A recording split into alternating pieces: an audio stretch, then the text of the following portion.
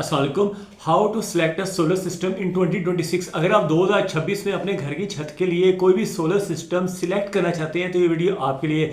इस वीडियो के अंदर आपको 1 किलोवाट के सिस्टम से लेकर 20 किलोवाट तक के सिस्टम्स के बारे में बताया जाएगा कि आपको कौन सा सिस्टम आज के दौर में लगवाना चाहिए, जबकि नेट मीटरिंग खत्म होने जा रही है और नेट मीटरिंग की जगह नेट बिलिंग आ रही है। नेट मीटरिंग में और नेट बिलिंग में क्या फ़र्क होता है और ग्रॉस मीटरिंग में क्या फ़र्क होता है, ये सारा कुछ भी इस वीडियो के अंदर बताया जाएगा। और सोलर पैनल्स की प्राइसेस क्या चल रही हैं इस मार्केट के अंदर, और सोलर इन्वर्टर्स की प्राइसेस क्या है, 1 किलोवाट से लेके 15 किलोवाट तक के सिस्टम्स की क्या कॉस्ट आ सकती है। ठीक है, उसके साथ क्या क्या एक्सेसरीज लगती हैं, क्या क्या चीज़ें ज़रूरी होती हैं एक सोलर सिस्टम को 25 साल तक कारआमद रहने के लिए। ठीक है जी, वीडियो को शुरू कर लेते हैं। जो लोग चैनल के ऊपर नए हैं चैनल को सब्सक्राइब कर लें और बेल आइकन क्लिक कर लें ताकि आपको इस तरह की वीडियोस मिले, आप उनको देखें, आपको काफ़ी ज़्यादा इन्फॉर्मेशन इंशाल्लाह मिलेगी। 2023 से लेके 2023-24 में मैंने बहुत ज़्यादा वीडियोस बनाए थे सैकड़ों के हिसाब से सोलर पैनल्स की प्राइसेस के ऊपर। ख़ास तौर पे मैंने इस वक्त बताया था कि सोलर पैनल्स की प्राइसेस नीचे गिरने वाली हैं। उसी ज़माने में मैंने एक वीडियो बनाया था कि गोल्ड की प्राइसेस ऊपर जाने वाली हैं। वो आप पुराने मेरे अगर आप वीडियोस देख सकते हैं कहीं पे, अगर आपको मिल जाए तो लाजमी देखिएगा।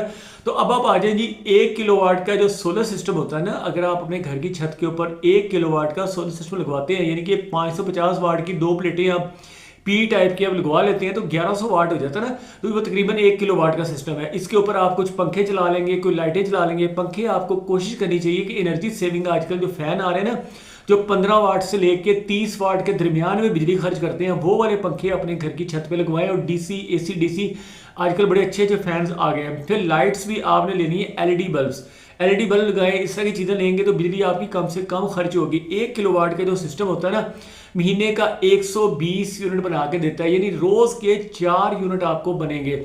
अगर आप बड़ा सिस्टम लेते हैं यानी 5 किलोवाट का सिस्टम लेते हैं तो 600 यूनिट आपको महीने के बना के वो देगा, 600 यूनिट हर महीने। और उसमें से अगर आप कुछ नेट मीटरिंग करवाते हैं तो यानी 300 आप खुद यूज़ कर लेते हैं और 300 आप आगे बेच देते हैं। तो पहले तो ये था कि आपको 26 या 27 रुपये पर यूनिट मिलता था, लेकिन अब जो नई पॉलिसी आ रही है उसके तहत हो सकता है आपको 11 रुपये या 12 रुपये पर यूनिट के हिसाब से मिले। लेकिन फिर भी आपको फ़ायदा ये है कि आपको कम से कम something is better than nothing वाला तो है ना, कुछ ना कुछ तो मिल रहा है ना, आपको नुकसान तो नहीं हो रहा।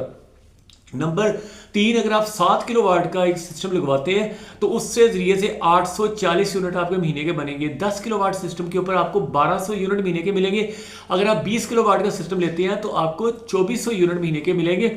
अगर 15 किलोवाट का सिस्टम लेते हैं तो 1800 यूनिट आपको महीने के मिलेंगे। जितना आपकी इस्तेमाल होगा उससे ज़्यादा जितनी बिजली होगी उससे आप नेट मीटरिंग या ओवर नेट बिलिंग के हवाले से आप उसका एएमआर मीटर, पहले ग्रीन मीटर लगता था अब एएमआर मीटर लगता है।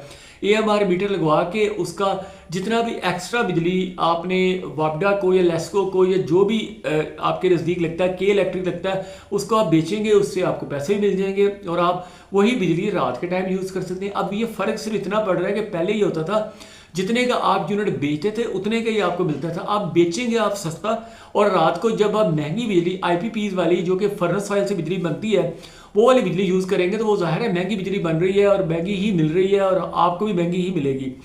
अब आ जाएंगी सोलर पैनल्स की क्या प्राइसेस चल रही है इस वक्त। अगर आप पी टाइप के सोलर पैनल लेंगे 540 वाट में, 550 वाट में, जे के, जिंको के, लॉन्जी के और कैनेडियन के जो 540, 550, 555 वाट में पी टाइप के अंदर सिंगल ग्लास मिलते हैं, डबल ग्लास मिलते हैं, वो आपको 23 या 24 रुपये पर वाट एक ग्रेड के सोलर पैनल मिल जाएंगे, जिसका बार कोड भी उनकी वेबसाइट से या उनकी ऐप से वेरीफाई होगा। ठीक है ना, वेरीफाई करके आपने लेना है। ऐसा ना हो कि 2 नंबर सोलर पैनल ले लें। अगर आप 2 नंबर सोलर पैनल लेंगे तो 2 साल में या 3 साल में ख़राब हो जाएंगे, उसकी वारंटी भी कोई नहीं मिलेगी।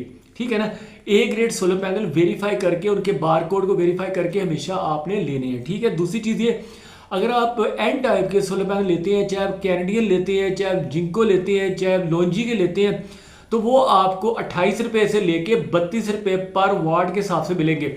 इस वक्त एन टाइप के जो बड़े बड़े पैनल्स हैं वो 600 वाट से लेके 730 वाट के दरमियान में कैपेसिटी में मिलते हैं। फिर आपने उसके साथ लगाने हैं स्टैंड। अगर आप L2 स्टैंड लेंगे 14 गेज के अंदर, यानी अच्छी गेज में, अच्छे वजन के साथ, मजबूत गेज के साथ, तो आपने स्टेनलेस स्टील लाजमी उसके स्टेनलेस स्टील के जो है ना नट बोल्ट उसके जरिए से लगवाना है हमेशा। ठीक है, ये आपने कोशिश करनी है। अगली चीज़ आपने देखनी है, जो इन्वर्टर है ना, जिससे बिजली आपकी एसी करंट से कन्वर्ट होकर डीसी करंट से एसी में कन्वर्ट होती है, उसे कहते हैं इन्वर्टर। इन्वर्टर दो तीन किस्म के होते हैं, एक होता है ऑफ ग्रिड इन्वर्टर, एक होता है ऑन ग्रिड इन्वर्टर और एक होता है hybrid inverter. On grid inverter तो सस्ता ही है, वो तो 1.5 से 2 लाख रुपए में आपको मिल जाएगा 10 किलोवाट का इन्वर्टर। लेकिन अगर आप हाइब्रिड इन्वर्टर लेते हैं जिसके साथ आप बैटरीज भी लगा सकते हैं, नेट मीटरिंग भी करवा सकते हैं, नेट बिलिंग भी करवा सकते हैं, या जो भी सिस्टम होगा वो करवा सकते हैं, साथ आप लिथियम की बैटरी लगा सकते हैं या सादा बैटरी लगा सकते हैं।